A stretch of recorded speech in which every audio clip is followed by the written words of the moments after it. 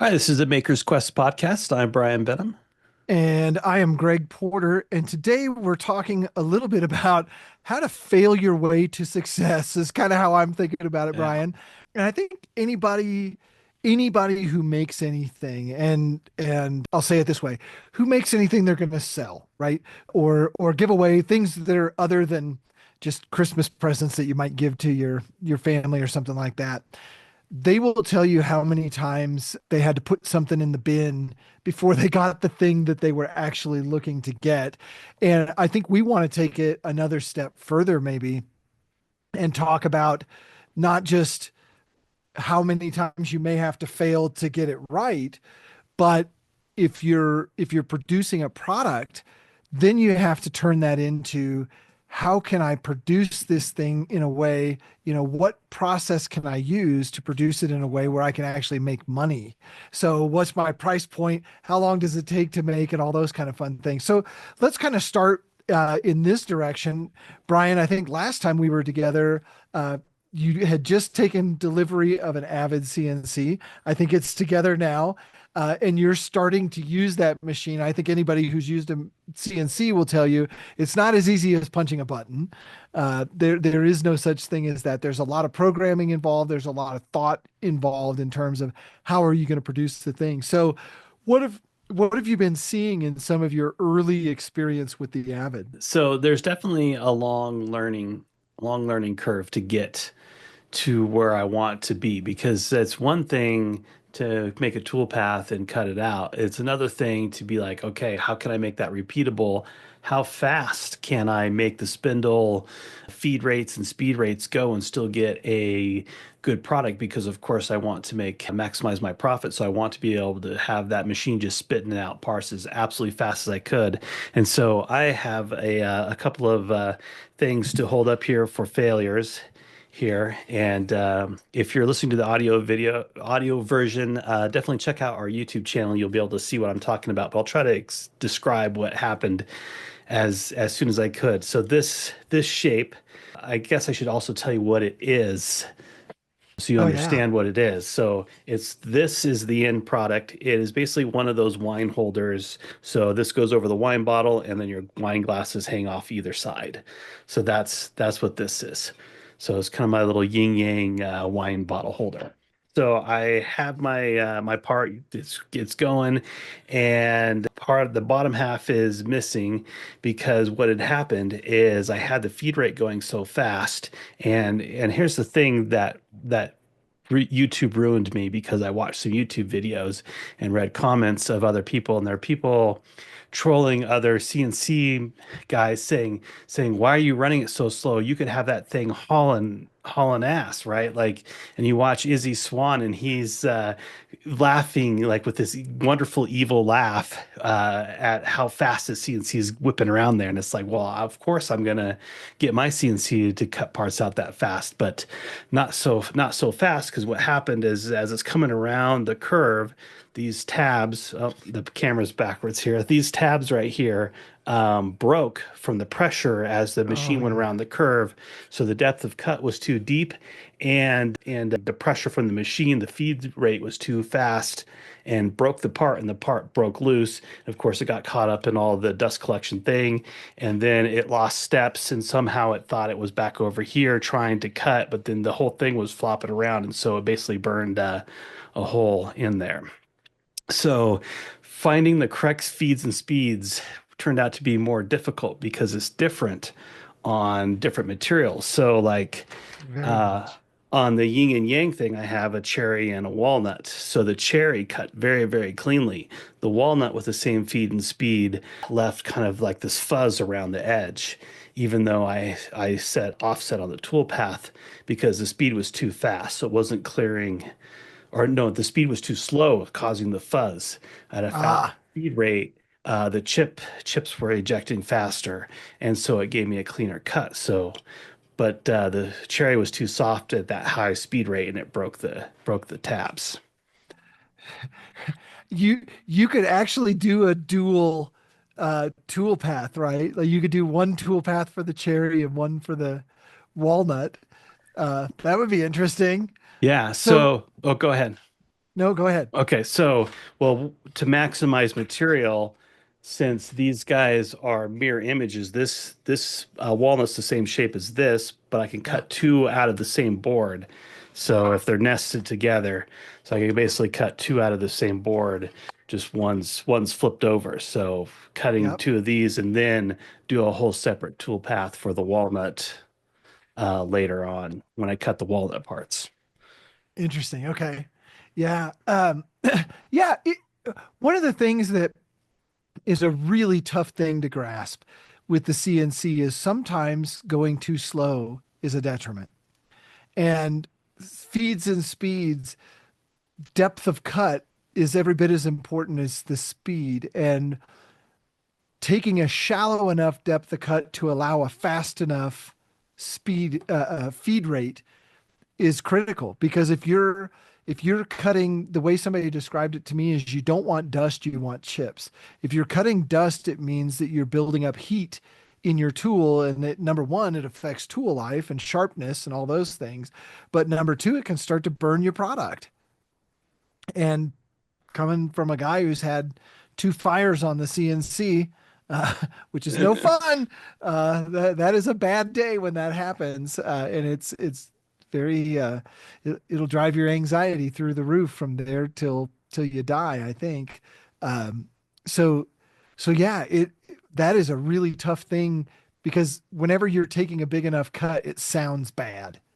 Like it sounds like the machine's maybe getting ready to come apart sometimes. Yeah. Yeah, I will say the spindle is 5 million times quieter than the router that I had.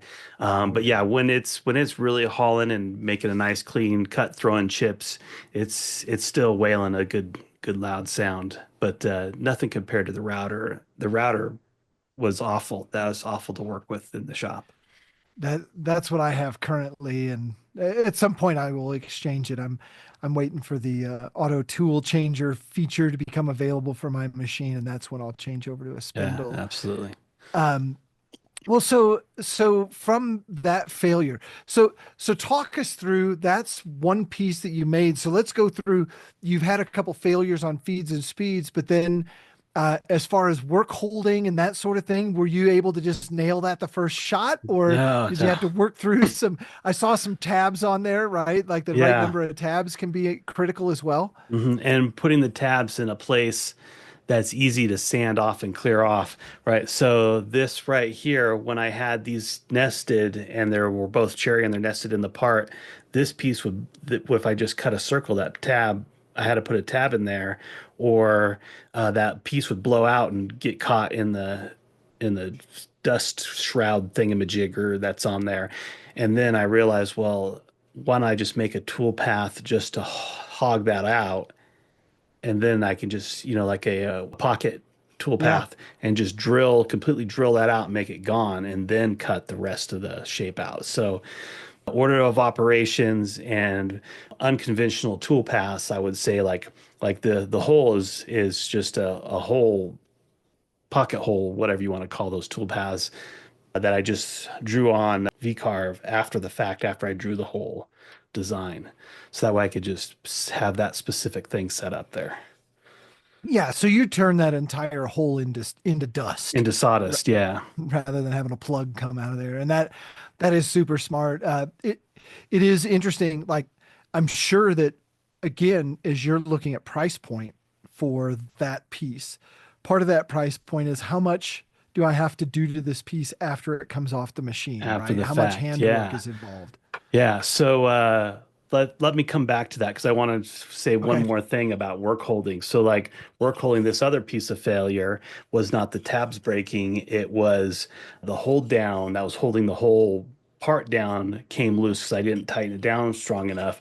And I was on the other side of the shop. So like the machine's still running around trying to cut the shape, but the whole piece is moving around. And so, of course, it cut off the end here, and then it got caught up because it lost steps and it was just going back and forth. And this was jammed up against my little fixture that I had it marking, and so it burned the whole thing. But back to placing tabs or.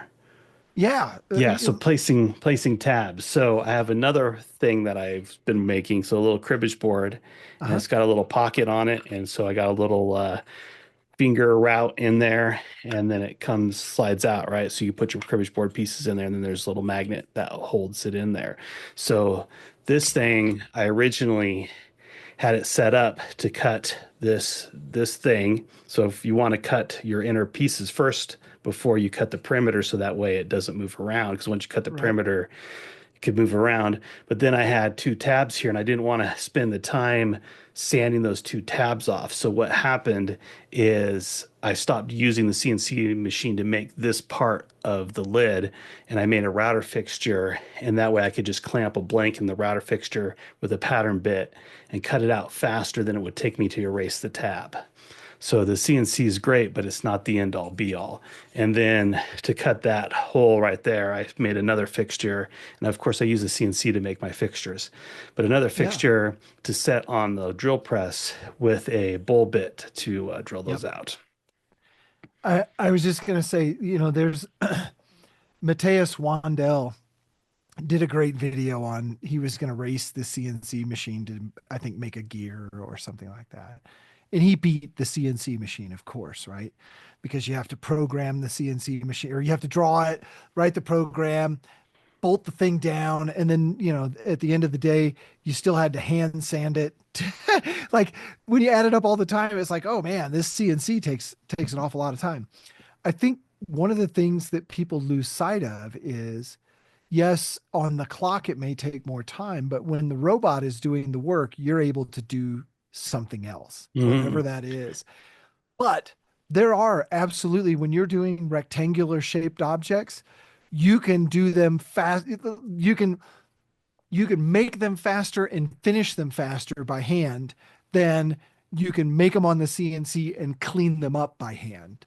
Because generally, if you're on a table saw, you're using a really good rip blade or a really good crosscut blade that's going to leave an edge that has no fuzzies. Mhm. And you don't need to clean them up. If you need to clean them up, it's just one swipe with 180 grit or whatever, 320, something like that. And you're ready for finish. Where on the CNC, it's almost inevitable. Whatever cut you have, you're going to clean up in some way by hand. Sometimes it's fairly straightforward and simple. It's just a swipe or two, but depending on the type of wood and the direction of cut that you've got, you're cutting top and bottom. So generally, either the top is fuzzy or the bottom is fuzzy. At least that's been my experience, even with compression bits. Mhm. Yeah, and that last offset step really I found helps with that a It lot. does. And that took a couple of tries. Is it a thou? Is it two thou? Like how far away do I need to make that to make it worthwhile? What's your magic number? Is it somewhere around five?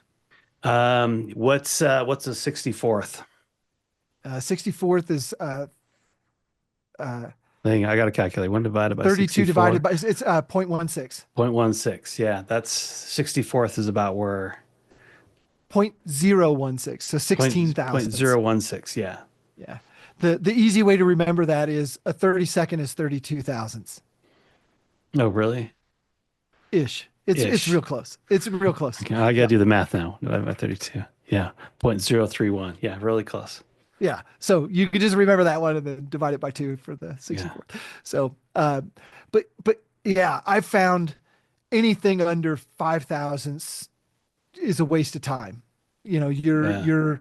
your bit is going to, the spring back on your bit is more than 2 or 3 thousandths in most cases. So you might get a cleaner top edge, but the bottom edge Yeah, doesn't that change. makes sense because sorry to interrupt you, Yeah. but like at the 64th, that bottom edge was a little bit proud, and I thought there's something like I wasn't going all the way down, or there's something wrong with my tool paths, but it's probably just because the bit is leaning out.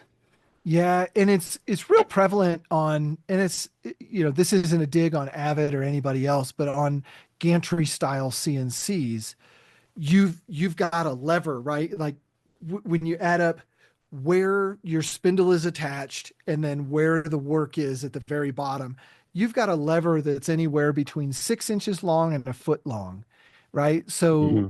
you increase that axial force by that distance, and that's quite a bit, right? When you're talking, milling machines and things like that that have uh, dovetail ways and things of that nature, they don't move very much. When you're talking CNC machines that are on what do you call that? Linear bearings. Linear bearings have a little bit of flex in them, a very Hmm. little bit. But when you multiply that over, a foot of leverage, it moves. But yeah, 5 thou is the bare minimum if you're stepping over to clean up an edge. You can, I have noticed, and it's a technique we use in machining all the time. It's called a spring pass, where you just repeat the last cut. You don't move, you don't come in, you don't do anything. But what it allows is that takes the spring out of the tool. The deflection is gone on that final pass. Yeah. And then it becomes important to experiment with, are you doing a climb or a conventional cut at that point? Because they are different. And in different woods, the same cut produces different results. And this On and yeah, and also on different angles. Like when you're coming, like if you're doing a, conventional cut versus a climb cut on this inside versus the outside. Yep. Yeah, very much so. And I've learned with plywood anyway, I reverse the last cut. So I step in somewhere between 5 and 10 thousandths, and then I reverse the last cut with a compression bit, and magically it cleans everything Hmm. up. If you do it any other way, it doesn't work. All right. And uh, at least that's been my experience. And I'm getting well, here you go. Here's one right off the machine, like really, really That's pretty nice clean. edges Yeah.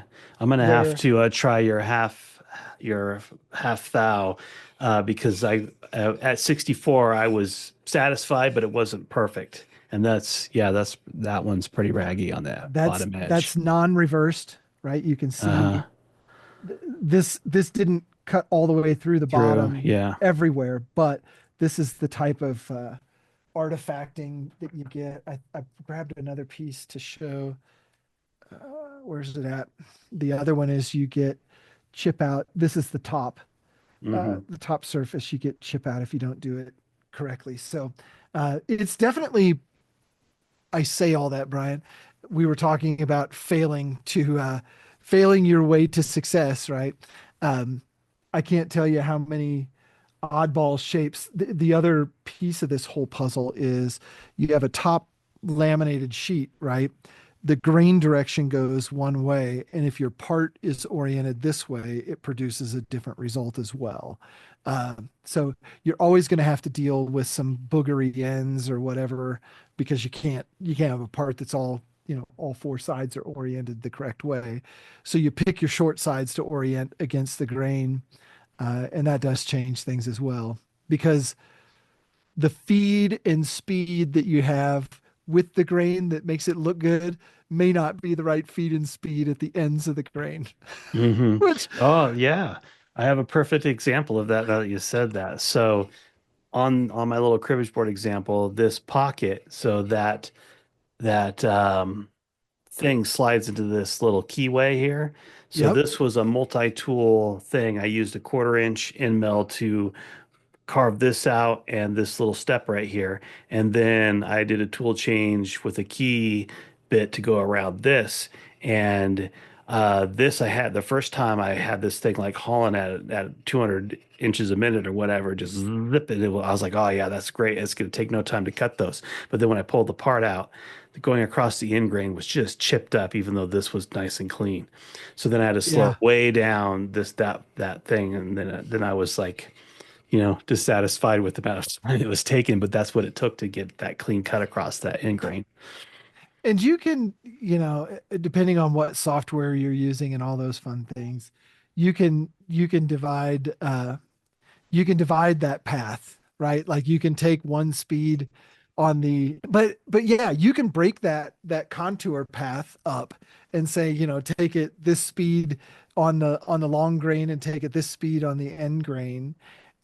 But that takes an awful lot of work to do, and you have to really want to, To make your, set all that up. So and that yeah, wouldn't be something I could do. Well, I guess I could do like this line in as a tool path, and this is a tool path, and yeah, this is a tool. But since it's a key bit, I can't plunge in here. I have to start up right. here. So Yes. that's going to It be. I'd have to it set takes my a lot of planning. And yeah. you you can edit it by hand as well, right? You can change the speed anywhere in the code.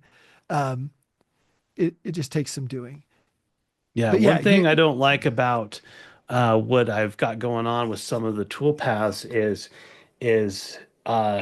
it will do a thing even though it's on the same path, like this last pass, it will retract the bit and go back to the start and then do the final path instead of just continuing on with the final path. I feel like that's like a waste of 5 seconds, but still 5 seconds adds up over, 1,000 parts. it does. And that was one of the things I wanted to mention, as you as you make parts, right? And you start to get good parts. I feel like it's important to start out slowly and to work your way up into an optimized program. But if you're making 100 of a given part, the optimization is absolutely mandatory. You cannot stop. Once you get one good part, you really do have to look at, how do I take 30 seconds or 3 minutes or 5 minutes out of this part cycle? Because if you don't, then you get to pay for that, right? Right. And you pay for it either in the fact that you're going to be waiting on the machine, so you're sitting there staring at the machine, or uh, the machine is just going to be cycling way longer than you want it to. And that optimization is something that comes, I feel like, with experience. But anybody who sits and watches a program, I'll kind of give you a little bit of, I'm not going to call it my secret for success. That's not it at all. What I do is I'm doing prototypes, which I think is where we spend an awful lot of time, right? That's where we shake out all the bugs. We make all our mistakes. Parts go flying across the room. Things don't fit together well. Um, as you're making those prototypes, I'm constantly taking notes, right? If you don't write it down, you'll forget it because there's too many things. I'm constantly taking notes about, oh yeah, when it was drilling this hole, I had it on a peck drill cycle, and the peck drill wasn't going near far enough, or the drill was coming down and then it was going into its slower speed 2 inches above the workpiece, and I could make that an eighth of an inch instead of 2 inches, right? You can wrap it down to the surface and then go in. And I constantly take those notes. When I get it to a point where I'm positive I'm going to have a good part, I name I name that program RTM, which is ready to manufacture. So I know once I have an RTM, I can hit the button and get a good part. Once I get to an RTM, I'm constantly looking for, how do I optimize this, right? That's when my optimization really starts. And then I go through RTM 2, RTM 3, 4, and I never stop making ready to manufacture files. I'm always looking for a way to optimize. And I think on some of my parts, I'm up to RTM like 30 something. So I've had it producing good parts, and then I've had 30 versions plus of optimization for those parts. And every time you do it, you either save a little time, you have a little less wear on your tool. The the other thing is, I think any of us that are making CNC parts, you have failure parts. You will scrap parts. Even if you've made 1,000 parts, you will scrap parts somewhere along the line. But you try and spread out that failure further and further and further. So every time you do have a failed part, you look at why it failed, and then you try and fix that failure so that it doesn't, so you're not wasting money, right? Wait, Right. money and time. On the failure parts thing, yeah, each piece of wood is different. So you might cut that part 1,000 times, and then you throw another board in there, and all of a sudden that board just splinters up all hell, even though it's the same tool path. And I've had a few of those. And then you have to ask yourself, okay, so is it worth the time to sand that part to fix it, or do I just throw it away and keep going? Because going back and fixing things, like that's kind of like when I'm building a custom piece and it's a one-off piece And I spent a whole bunch of time making this one part, and a piece chips off, and like, okay, well, I'm going to glue that piece back down or glue it back together and save that. That's worth saving because I spent all that time doing it. But on the CNC machine, it just spitting out parts. It's oftentimes better just to throw that part away and throw a new I've piece got on. I've got a pile like these two pieces are for the uh, same product that I make, and I have a pile of probably around 100 parts that have come out of that program. So that program makes four finished products out of three quarter sheets of plywood. That so my machine is a quarter sheet at a time. I run three quarter sheets. I get four finished pieces, and each piece has what is it? One, two, three, four, five, six, seven, eight, nine, 14 pieces to it. I think no, 14 plus four, 18 pieces, 18 parts. So um, when I get a bad part, I don't, I just look at it and go, okay, I'll put that part over here. The next batch I'll steal apart, and eventually, you sort of put all your good pieces together and it Hmm. makes up whatever.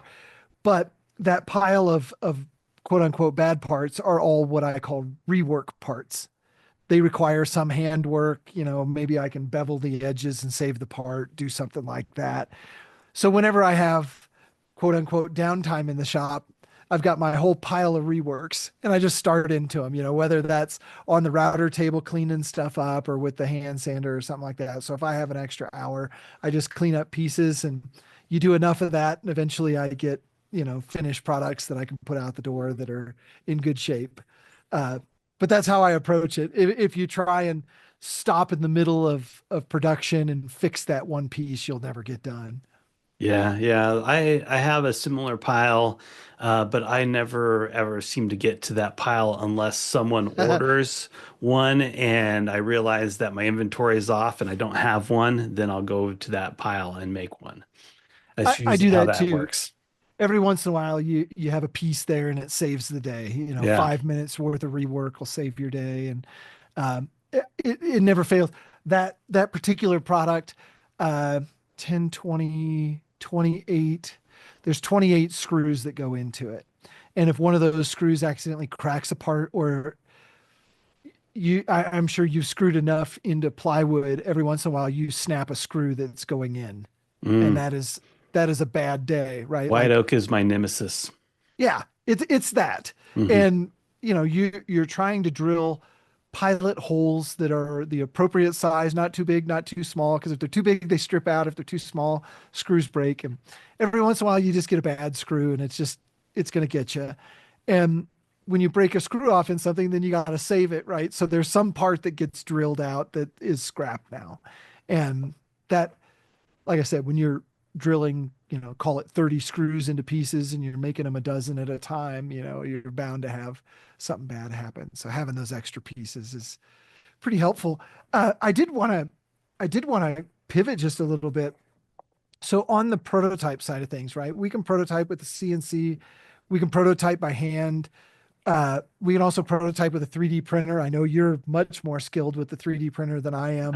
I wouldn't say that. I just didn't show you all the cuss words to make Well, some of those parts. I think the one thing that I would say about 3D printers that I've learned is that it takes a while to get good parts out of a 3D printer. It's the Yeah, same way, right? Like you just don't hit the button and get good parts. right. And I was going to show uh, some of the things I've been working on, which have been kind of fun in terms of how many shots it takes to get what you're looking for. So I'm working on um, a geared what do I want to call it, assembly, there we go, that can raise and lower a platform on some Acme thread. And so I've got this they call it like timing belt. So this is a G2, I think is what they Hmm. call this, timing Okay. belt. And you would think these things are spaced an even amount of whatever apart, an even measurement apart, piece of cake, right? Like I can model that into something round and it'll fit. Yeah. And surprise, surprise, that is not the case. And you look out on the internet for, other people who have modeled, little timing gears like this. Hmm. And my dog has gotten a hold of a few of these. And I have, here we go. There's more than this, but it took this many iterations, however many that is. There's probably a dozen in my hands right now, Hmm. just to get the timing belt to fit. Not not to get the apparatus to work, but just get the timing belt to work and fit and not slip as you're kind of pulling on it. And then I've got threads, and I'm trying to get the light right. I've got threads down the center of this, Acme threads down the center of this, and same, right? Like you Right. model threads in Fusion or some other program, and then you get to real life, and it's like, well, not exactly. And so you adjust and you make things looser or tighter, and then I've got kind of, it looks like a window crank from a car if you remember Hmm. when cars used to not have power Yeah. windows. And how many iterations of this does it take before you're no longer breaking the handle off or doing any of those things? I think I just snapped that handle, as a matter of fact. Yeah, I did. All uh, right. but this is an older version anyway. But we go through those things, and I guess the kind of end all be all message is, if you think you're going to get it on the first time and not fail, you're wrong. And there's a whole saying out there, fail fast, right? And Right. that doesn't mean fail on purpose. It means get it all out, right? Like just start making the thing and figure out where all the failure points are and do it as quickly as you can, because that's how you get to the good parts. With the 3D printer, what's been great is I think that technology has come along a long way Hmm. in the past, I'll say 10 years. Uh-oh, my dog's jumped up here now. She wants those parts to chew on. I know she does. She's dying. I'm sorry, sweetie. What the hell was I saying? Oh, technology and 3D printers has really come along. In that, I bought it's called I'm looking at it now. I think it's called Kidi Tech, QIDI, Kidi Tech, something like that. And it's one of those enclosed printers. And I don't have to glue the base of it. I don't have to worry about parts warping off of the platen and ruining things. Like you hit the button and the parts come out pretty much like you programmed them to, which is so far different than when I started 3D printing years ago. And it really does allow you to very, very quickly iterate, make your mistakes and move on. And I don't know what your experience has been on 3D printers and making things. She is just not going to yield. What's your experience has been, Brian, on doing similar things on 3D printers? I know Yeah. you've done a lot of work with them. So as far as like failing fast, right? So I wanted to print 3D print a threads that would thread onto an actual nut, right? Yep. So if you know anything about 3D printing, you know that it takes forever. So when I first modeled this, I only modeled whatever the height of this nut was, so I could make sure it followed that it would spin on. So I was like, okay, so I only printed a half an inch, so that only took 30 minutes versus 3 hours for the whole thing. And then once I got that, then I was like, okay, then it took 3 or 4 tries to make sure this would spin on there to do all that. And then once I got it fitting right, then I printed the whole thing, Yeah. finished the drawing. So I only drew like what is the most critical part that I need to make sure fits together. And I'll do that a lot on a lot of things. Like I have some adapters that I've printed for dust collection to fit different tools. So I might print just like a 1/4 inch of that thing, like a washer, just to make sure it fits on there before I print the 3 inch long piece that I actually need. So that way I can quickly adjust, like, okay, that one's too tight. Let me open it up a couple thou. Right. And then even then, it's not always a perfect way to go because you print this 3 inch long thing. That's a lot of mass, right? So Yeah. then that cools and it distorts a little bit sometimes. So, Yeah. And I know that was the big thing for me, kind of jumping back into 3D printing. I abandoned it because I was so frustrated with, I'll call it the tolerance of things, right? Like you could have an inch of good material that was had a good tolerance to it, and then the next inch was awful. Maybe it was offset or warped or a little, you know, cockeyed or something. I don't know. Um, and I feel like now this thing has got, I don't know, some kind of weird anti-vibration technology. So it counteracts whatever weird vibrations are in the machine. And so far, it's worked flawlessly. I've been so impressed with it, and I think there are it's so much more accessible that technology is right now than it was even just a couple years ago. And I think like Bamboo Labs and a couple other Hmm. people pioneered that, and everybody else is just sort of caught up. Yeah, and you wouldn't think that vibration of the machine would throw things off, but it does. And a weird thing, like when I first set up my 3D printer, I just set it up on a card table in the guest Yep. room because no one ever uses that room unless I have guests, right? And so it just, and that card table has all kinds of wiggle in it. And I was always like, why are people getting better prints than me? I don't understand it. But then my mom came to visit and I took the 3D printer downstairs and I just put it on like a solid side table that has no movement at all. And I printed some things off of it while I was on that table, and it was like night and day difference not having all that movement. Yeah. Yeah. Um, I did want to kind of venture into another area But talking about the, before we oh, do go ahead. that, I want to pick up two little tips that I thought about while you were Yeah. talking in regards to stripping the screws or breaking the screws off. I have been buying stainless steel screws. Like Lowe's has a Mhm. stainless steel screw section, and those are much stronger, and the heads don't twist off like your standard screw. So I mean, they're a little bit more expensive, but like it's a $2 bag of screws instead of $1.75 bag of screws. So like it's totally worth not having to try to spend an hour getting a broken screw off. So that was just one little thing that I thought of. Like that's just like a recent discovery of mine because I did an outdoor project and I didn't break any screws and I was like I just gonna buy stainless steel from now on. And then Yeah.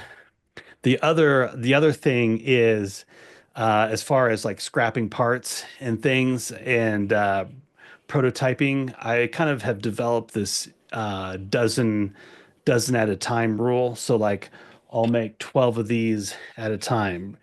And so that way, if I'm probably going to get 10. So I'm going to price it out at 10 versus 12, but I'm going to make 12 so that way I can throw away two if something goes wrong. And then also for ADHD, spicy brain individuals such as myself, if you have to make 100 of these for an order, to sit down and glue 100 of these together is the most painful thing ever when you have a spicy brain. So if you make a dozen of these and then you make a dozen of something else and then you go back and make a dozen of these, it's way easier on your brain. And then Yes. the final point of making a dozen at a time is what you touched on of your RTM 30, RTM 31. Um, you make 10 of them, you're going to notice during that 10 where you can improve things. So then you can improve on the next dozen. I I think we can coin a new term here today, Brian. The maker's dozen. The maker's dozen. Yes. Make a dozen. You're going to be able to work out all kinds of details on your first dozen. And then your next dozen, you'll be able to dial it in even further. Because if you were to cut out 100 of these, uh, during that time, you're going to notice something, but you're already in the process of cutting 100 of them out, or you've already cut 100 out before you realize that, oh, I should have just bored all these out instead of cutting all that tabs. If I had 100, which in this case, 200 tabs, 200 tabs to cut, if I would have noticed that after the first dozen, then I wouldn't have wasted all that time on the other 80 of those. Isla Moose is being incredibly needy tonight, aren't you, girl? I'm so sorry. Oh, You she want to feels like the speak into the microphone. she has never been like this. She has been so needy. I'm sorry. She's very jealous that you're not paying enough attention to her. She is. And anyway, I swear to the people out there in podcast land that this dog lives better than most human beings do. she's just feeling super needy tonight. I'm gonna try and put her back down on the floor again. I'm sorry, sweetie. Okay, yeah, the maker's dozen, right? Yeah, Well, that's a and good coin because right, if you don't want to cut out, if you realize halfway through that you should have drilled that instead of cut it out, but you've already committed to that yeah, thing, right? It saves yourself so much time. and the maker's dozen yields 10 good parts. 10 good parts, yeah. If you're lucky, you get two bonus ones. Two Those that bonus maybe, ones. if That's your I profit like margin. I like the way you say that in terms of, uh, you're looking at your pricing with 10 parts, even though you're making a dozen of them.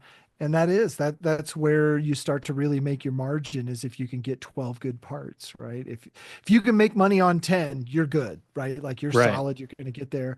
And if you wind up getting lucky and make 12 good parts, which after a few cycles, you'll get 12 Hmm. good parts every time, and she's back. Right. And Uh, then it won't be as painful as if you only get eight one time because you know you got two extra from the last run, and so it kind of washes out. yeah, We girl, we might need to get her some headphones and I a chair know. so she can Do you join want us. do you want to be part of the podcast?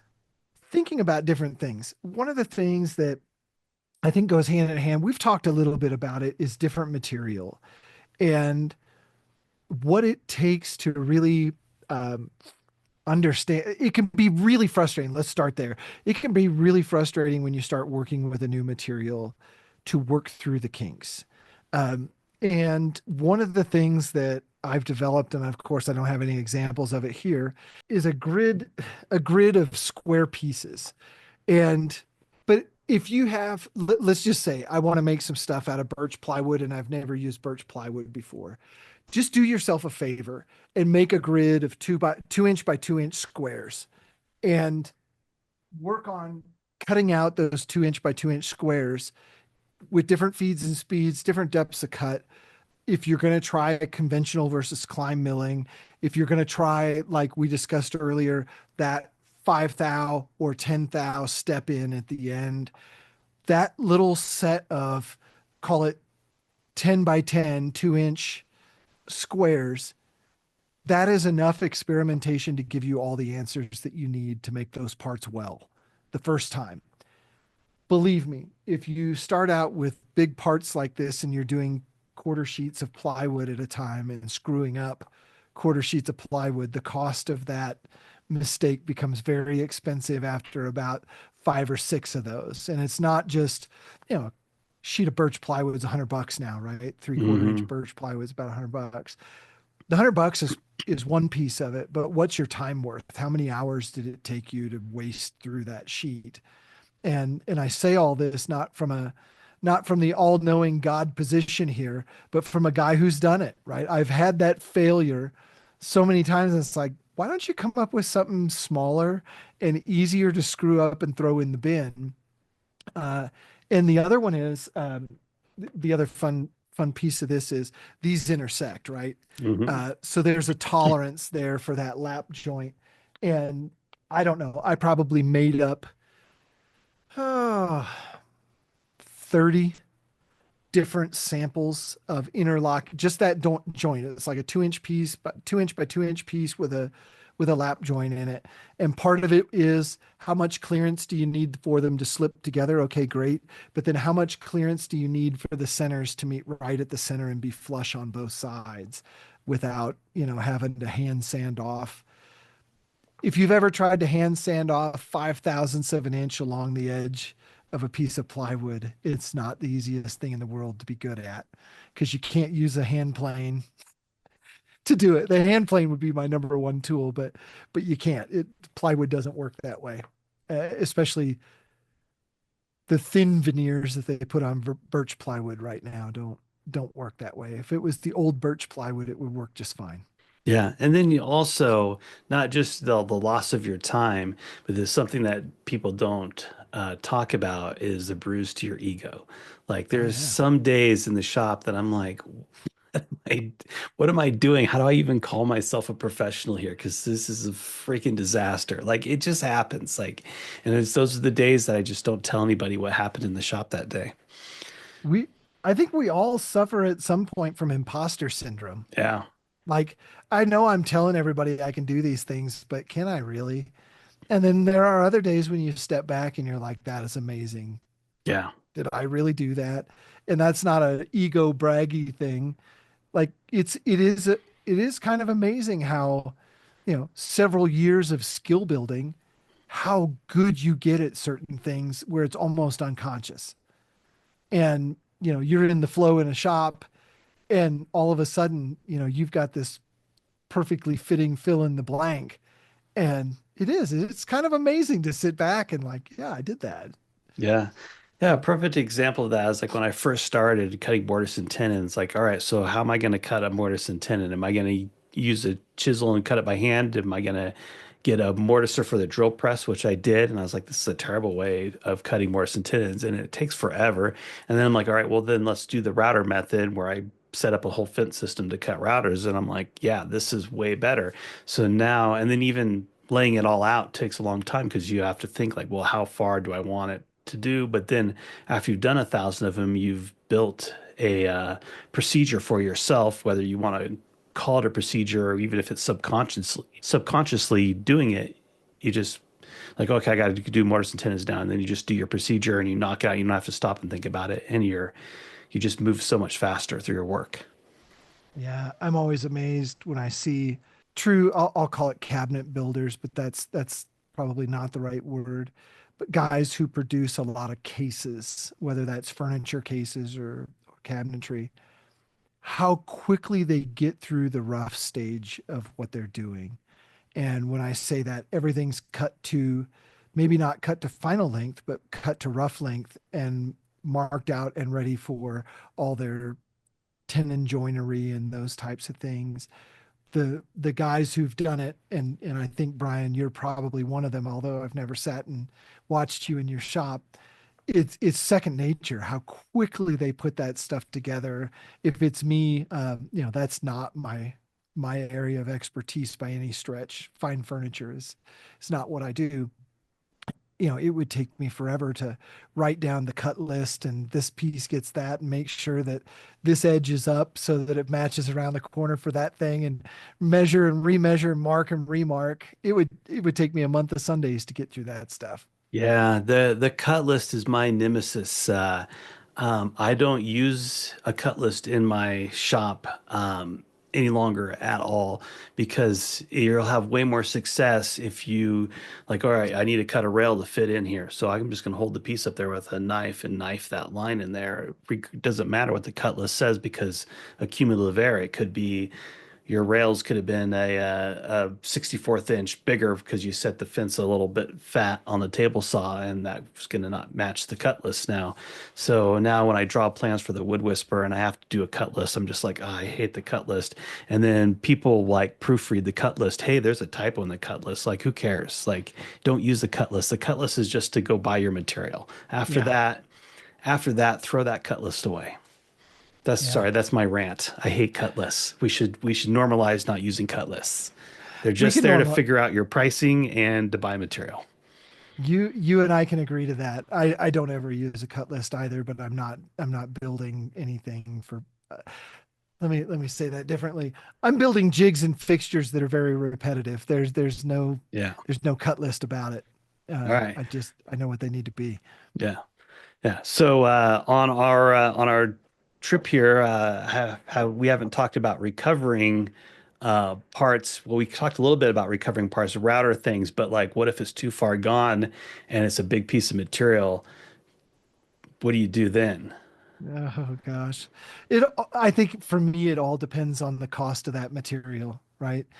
Is it is saving that piece of material going to get me more dollar value than throwing it in the trash, right? Like what amount of time is it going to take? And I'll go back to I I do a lot with sheet goods. I do a little with hardwoods. Most of the hardwood stuff that I do is very hand oriented, so the machine is not going to screw it up. It's going to be me. Um, but on the sheet good thing, like I know every every quarter sheet of MDF that I throw on the machine is $20. Mm. What's my time worth? Right? What's $20 worth of my time? Is that 15 minutes? Is that half an hour? Is that an hour? I can tell you it's closer to 15 minutes than it is to an hour. Mhm. And so if I screw up an entire sheet and I go, well, it's going to take me an hour to recover all the pieces and parts out of there. It goes right in the bin. If I look at it and I go, you know what? I could, my machine got 3/4 of the way through that. I could throw it on the bandsaw real quick, rough everything out, put it on, a pattern bit on the router table and be able to knock those pieces out in 5 or 10 minutes. Yeah. Then it goes on the rework pile and I get to it when I get to it. Yeah. If, we flip this over now on the guitar side of things, right? Um, I deal with some exotic woods on the guitar side of things that uh, are $100 a board foot range. Some of them are a little more, some of them are a little less. And when one of those pieces goes astray, there's a lot more that I will put into saving Hmm. that piece. Yeah. And and even at that, I'll give a recent example. I'm working on a couple acoustic guitars that I'm making out of some Ovang call. Ovang call is not an exceptionally expensive wood, but you get it in 4/4, 8/4 boards, and then you have to mill it into backs and sides, which are, for lack of a better measurement, a 16th of an inch thick, between a 16th and an eighth thick. So you run it through the bandsaw, you run it through the drum sander or the planer, and by the time you have a back and side set, you've got an hour, maybe hour and a half into those 4 pieces of wood. So the wood itself, $20. The time invested now, you've got $150 into that set. If I put it in a side bender or do something like that, and there's a crack or there's a defect in that piece of wood or something else, I am going to spend as much time saving it as I've got into it because I don't want to have to go back through and remill all the lumber to make those pieces again. The other thing is guitars are symmetrical, right? There's a top and a bottom half, but they're all book matched. Generally, they're all book matched. So if you ruin one piece, you ruin the other piece. So so one bad piece goes in the trash, both pieces go in Both the pieces go in trash, the trash. or they become, experimental pieces for something else later down the road. But you really have to pay attention that way. So yes, I will go after those pieces. And now, uh, flip up the heat on the burner here. I do have a back and side set that I paid well over $1,000 for. And what happens if something goes wrong there? I will spend a small fortune To fix that. Yeah. diving into the water to save that guy from Okay. drowning. There's no doubt Yeah. about it. Yeah. So yeah, that's a perfect segue into something that I'm kind of proud of.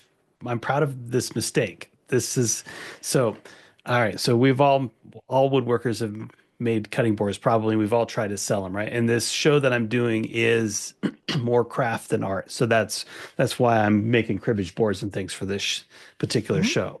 So of course I have to make some cutting boards, right? So these cutting boards are about 12 by 16 in grain cutting board. If you've ever made one before, sanding in grain and sanding all that glue squeeze out is a pain in the ass. So I put it on the CNC machine and did a tool path to surface the fronts and flip it over, surface it again so I can send it through the drum sander, save myself hours and hours of sanding. But to get to the blank side took forever. And then I had a catastrophe of lack of hold down power. And one of them got all wonky in the machine and it effed it all up. And I was like, dang, that's a lot of work that just went down the toilet. So what I did to save it, and this is why I'm kind of happy it happened because I probably would have never thought of this, but I cut it up into smaller pieces to make, and then resawed it on the bandsaw to make Make little trivets. trivets. Yeah. Yep. And then coasters. So because of that screw up, um, I have two new product lines now that I wouldn't have had before. And then here's the thing. To make these, like if you were to make a 1/2 inch thick one of these, that's a huge pain in the ass to do. Oh yeah. But these ones go pretty fast because they're pretty thick, right? And so basically, I make these, and then before going through all the sanding, resaw it and cut it into these. So So let's say I'm selling this for $100 and selling this for $25. Well, I can get 400 of the $400 worth of these out of this thing. So these small things turned out to be more profitable than the actual product that I was trying to make. So it was like this great little happy accident. It is kind of crazy how that works. And to your point, Brian, sometimes saving something means turning your back on the thing you really wanted and making something smaller Yeah. that comes out of the same chunk. And I see people in the guitar world. There's guitars which are normal size, and then there's ukuleles which are half to a quarter size, and a lot of rotten guitar projects turn into ukuleles. Yeah, that's a thing that I realized early on, like okay, I'm making a tabletop. Oh, I screwed up the tabletop. Okay, well now I can cut that tabletop up into rails and styles and make a cabinet. Oh, I screwed that up. Oh, well, I can put that on the lathe and turn that into little pen blanks and make little pens. Well, I screwed that up. Well, that's all right. I have artisanal sawdust. That's right. Artisanal sawdust. Uh, I can remember. I'll name drop for a half a second.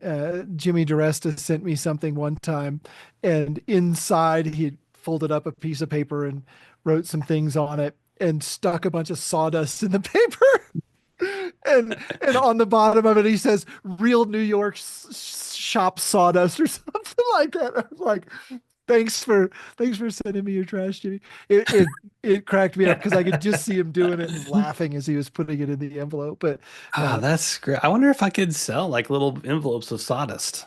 Sawdust, yeah, 50 I think you, cents. I think you totally could. Yep.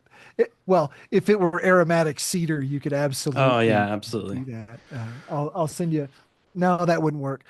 I was going to say I've got a bunch of Spanish cedar that I've been cutting up for guitar necks here lately, and interestingly enough, when you cut it, it smells awesome. If you breathe it in, it tastes incredibly bitter. Someone So, told me that that was extremely, extremely poisonous. is it Spanish Spanish cedar? cedar. Yeah, I Yeah. don't know if it is or not. I've only built one thing with Spanish cedar, a humidor out of it, but Well, I can tell you when I work with Spanish cedar, I do wear a respirator. respirator, yeah. Most of the exotic woods, and Spanish cedar isn't really an exotic wood, but most of the exotics that I do, I know you develop. It's not tolerance; it's the opposite way around. The more exposure you become, um, what's the right word? Sensitized Hmm. to a lot of those hardwoods, and rosewood is one of them that I hear a lot of people struggle with. Cocobola, which is a rosewood. Um, a lot of those, the more you breathe them in over time, the more they'll irritate you. So, I I know that I want to build guitars for a long time, and the woods that we build guitars with are Hmm. all that nature. So I keep a pretty close eye on it. But every once in a while, I'll be sweeping something up, and all of a sudden, you'll just get like this little bit of a taste of Spanish cedar, and it is extremely bitter. And yeah, that's probably it, right? The human body will tell you if something's poisonous, it tastes Hmm. bad, right? Or if it Right. tastes bad, it's poisonous. So, um, but yes, you could sell little bags of Spanish cedar because they do smell incredibly good, which is awesome to make guitars out of because it makes your guitar smell good. Yeah. Well, so Brian, we've been talking an awful lot about failing and kind of the initial stages of how we get successful products out of machines, and to some extent by hand. And I think eventually, when you're looking at a business model, then the question becomes, how many of these can I make? How many of them can I sell over time?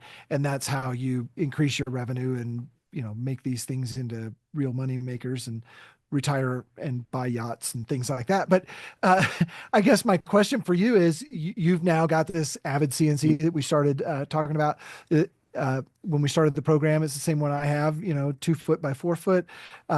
I think yours is going to have a fourth axis on it as well that'll be able to do some things. But as you look in your crystal ball, is that you do a lot of furniture that's built by hand, but I'm guessing this Avid is going to help you in making the furniture that you do, as well as some of the other products that you make. Where do you see, if you're looking in your crystal ball 5 years from now, where do you see, is that Avid still going to be kind of the heart of your CNC production, or is it going to be a piece of it and you're going to have other things?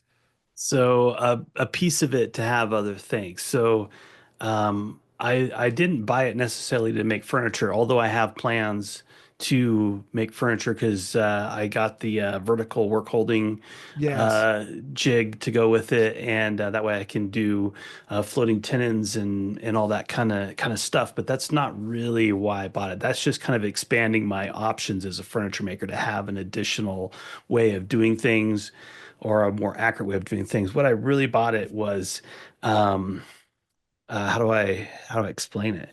So I guess a best way to explain it is how I learned it. A few years ago, or a few vacations ago, I was in Zion Yeah. National Park. There's this little town called Springdale that you can stay in, a little touristy town just outside of the park.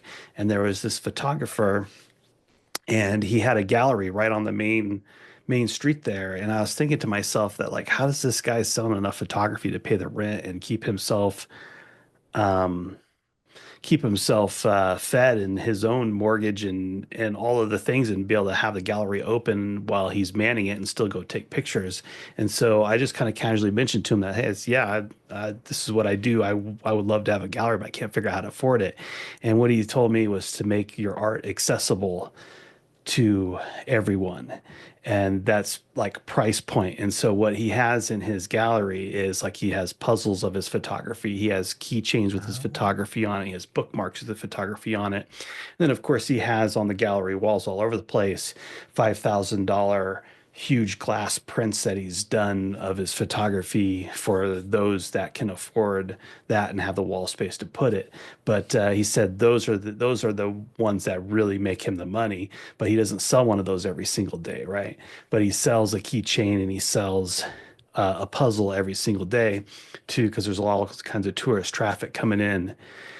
And he's like, that's what keeps the rent here paid, and that's what allows me to hire an employee to go take photos. Is that I'm not getting rich on that. I'm not making like a lot of money on that, but it's making the business stable. And that's one of the things that really stuck with me, because as a furniture maker, when you're doing custom one-off things, you have to find that custom customer every single time. And you're starting from yeah. scratch every single time. So it's really hard to keep that cash flow going. So to be able to sell a cribbage board at a $25 price point at a craft show, or whoever else I can find to sell this to, at a reasonable price point just to generate cash flow, is kind of my thought, um, to grow the business. And then the idea, so let's say I figure out with one machine how to make this at $25 price point. What if I get a second machine and then I'm making both of these at the same exact time? Now I've just doubled my price. And then if I hire somebody that is standing there manning both sides, feeding the machine, and then while the machines are running, he's sanding this piece or sanding this piece, because there's a sanding station between the machines. So now he's sanding and babysitting the machines, and there's two of them running at the same time. So now I'm making money, right? Yep. So that's Yep. that's the long-term goal, but I have to develop the product, find places to sell it, figure out the right price point to sell it, because if I'm like, oh, this is $100, no one would probably buy it. But at $25 at a crafts show, someone will buy it, or $30 in a gift shop somewhere, someone would buy it if I could figure out how to make it for 15. And that's when you get two machines going. I could probably get that price point to 15 Yeah. for the, Yeah. because the gift shop would have to, would want to at least, most businesses like to double their money, right? Yep. Yep. So That's that's my exactly. long-term goal. And then once I got that going, I got a guy to help me lift the table and get it stuck in the elevator at Red Rocks, right? Yeah. Yeah, for sure. Well, I I constantly am talking about, if I can go out in my shop and have at least one robot working while I'm working, that doubles the output, right? Like, Yeah, absolutely. and if I can have two robots working while I'm working, that's even better. And if I can have all three going, my day is just fantastic. Hmm. It's pretty rare when I have all three robots going. And when I talk about that, I have a laser cutter, I have the Avid CNC, and then I've got a milling machine, a Tormach milling machine that I use.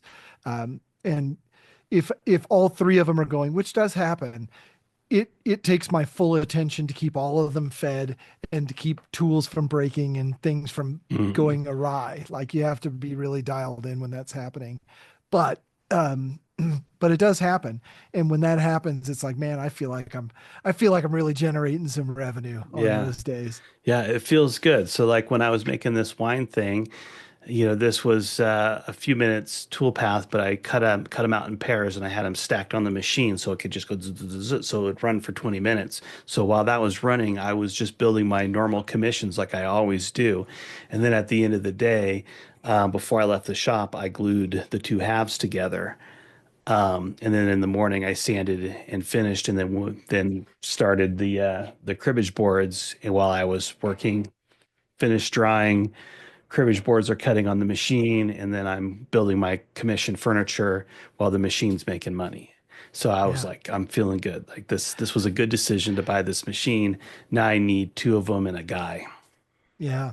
And it's interesting too to look at like once you have a CNC router or something like that in your shop and you're able to, again, you've gotten to the RTM stage, right? Like you hit the button and parts come out the other end, Hmm. and for the most part they're pretty darn good. Then you back up and you go, how in the world did I ever make money when I didn't have this employee over here that I don't have to feed and pay for, right? Like I paid Hmm. one time. I wrote Avid a check. I write checks for drill bits and or sorry machining bits, Hmm. end mills, things like that. But those checks are relatively small compared to the price of the machine. Right. And I don't know what I spend in tooling a month, a couple $100 max, probably. And for a couple $100 a month, how many dollars worth of products are pooping out at the other end of that machine? And there's no way you could do it by yourself. So anyway, and then when you add a second machine, you start to ask that question even more. And at some point, I feel like I'm going to have a robotic arm or two or three feeding parts into machines and hitting the go button. Uh, and at that point, I'll be like, how did I ever Right. survive with just human labor? So, Right. Yeah, with the CNC machines getting cheaper, like desktop machines, even though the desktop machines aren't great, but from my experience of having one, but it's still manufactured parts. This was originally cut on my desktop machine, and this is the one that really burned up the palm router that oh was in yeah. that machine because it was just like constantly feeding it all day long, and it just got hot and smoky and a lot of things. I forgot where I was going with this, but yeah, Well, where the was I going with desktop is a that? place to start, and Right. it's kicking out part like they pay for themselves. Hmm. There's no doubt Yeah. about it. Yeah. So yeah, with the advent of the 3D printers getting better and cheaper, and software getting better, and Tormachs getting better and cheaper, all that garage shop manufacturing is probably going to be a force to be reckoned with in the economy, I believe. Yeah, I agree. I mean, I think it already is definitely on the machining side of things. You can put an entire machine shop in a two-car garage Yeah. and be able to produce almost anything.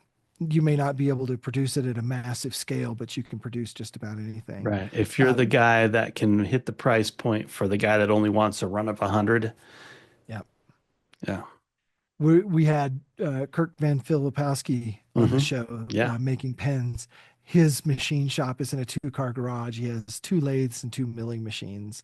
And the milling machine that he just put in is a Sile, and it is a pro level machine on all, like, that's what the big boys have. Hmm. And it is amazing. And, he's doing incredible work in terms of tolerance and those sort of things out of a two-car garage. And I, I love it. I think you're going to see a return to American manufacturing at a small scale that's going to be pretty cool. Yeah. Open a lot of doors. Specialized small scale. Yeah. And, you know, That's what's missing right now. When you go to any job shop and you say, I need 50 of these parts, they laugh at you and they say, well, we usually start at about 10,000.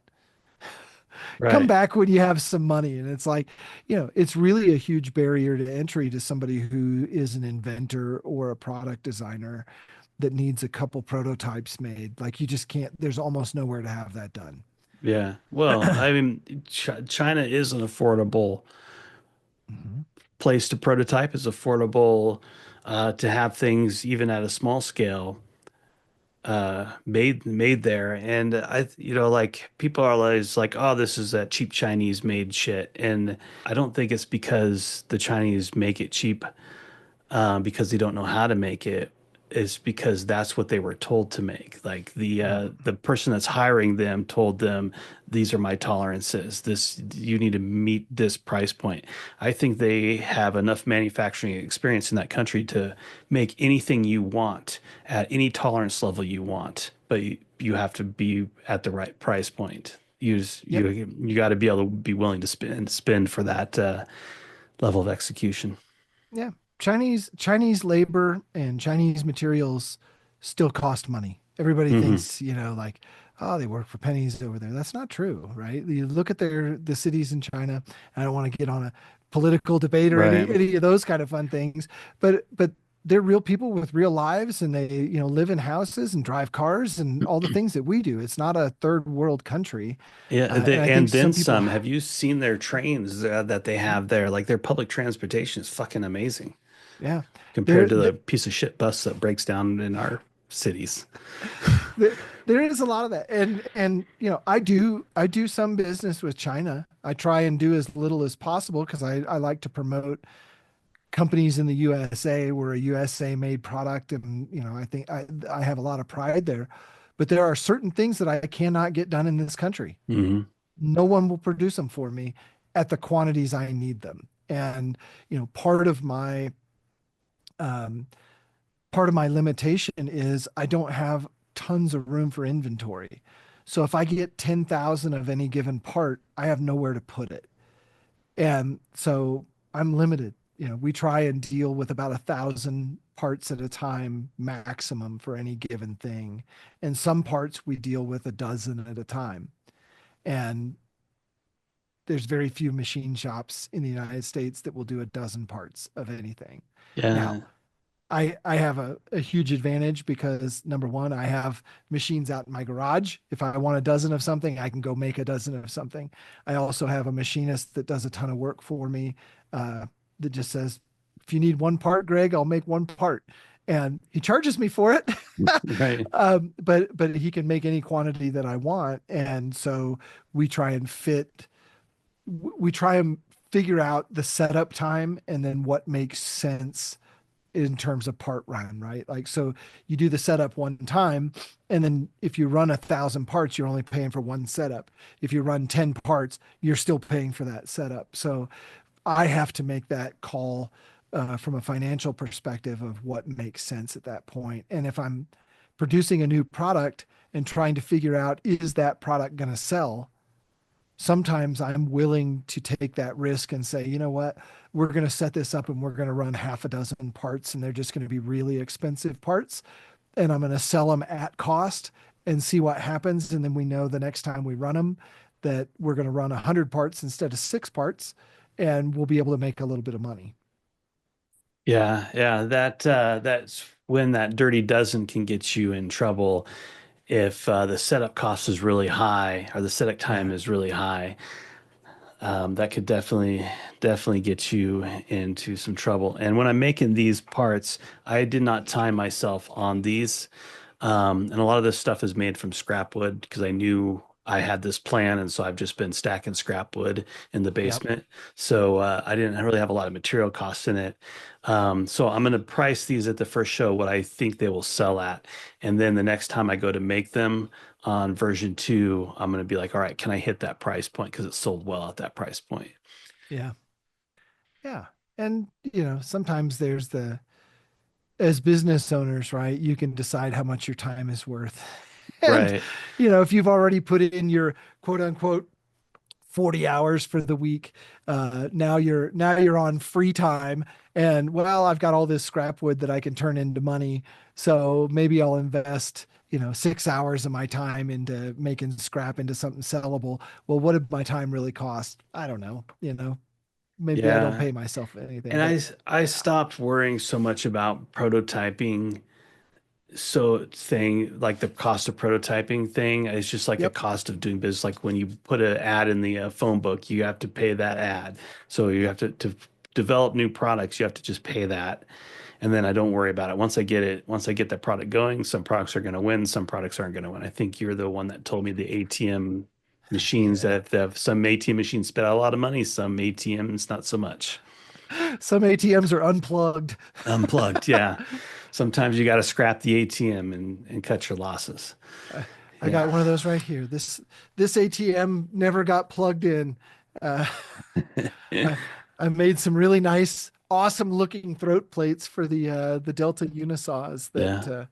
that never Or hit the market. well, they're also the quantity are is dwindling away. SawStop is Yeah. kind of eating everybody's Yep. lunch. But yeah, so one last note on your um storage issue. Like you don't have storage space for 10,000 parts, but like that's part of my problem too, but also like cash flow.